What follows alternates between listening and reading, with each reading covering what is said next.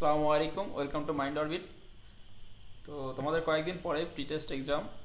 তো SSC 26 batch যারা আছো, তো এই মুহূর্তে সবার মনে অনেক হতাশা কাজ করছে। স্যার, আমরা কিচ্ছু পড়াশোনা করিনি, এখন এই মুহূর্তে কিভাবে আমরা প্রিপারেশন গোছাবো?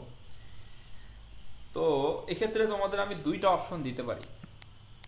প্রথম কথা হচ্ছে, তোমরা যদি মনে করো প্রি টেস্ট এক্সামে ভালো করব কিন্তু এসএসসি এক্সামের প্রতি আমার কোনো খেয়াল নেই, তাহলে আমি সাজেশন দিতে পারি তুমি এই মুহূর্তে জাস্ট কয়েকটা কয়েকটা স্পেসিফিক জিনিস পড়ে ভালো করতে পারবা। কিন্তু বিষয় হচ্ছে, তোমার লং টাইমের জন্য সামনে তোমার মেন পরীক্ষা কিন্তু এসএসসি, মেন পরীক্ষা কিন্তু প্রি টেস্ট এক্সাম না। তো তোমরা যারা নতুনভাবে শুরু করছো এবং তোমাদের যেহেতু এক বছরের সিলেবাসে বিজ্ঞান যারা আছো তাদের এক বছরের সিলেবাসে পরীক্ষা হবে বিজ্ঞান, মানবিক, ব্যবসায় শিক্ষা, তিনটা বিভাগেই।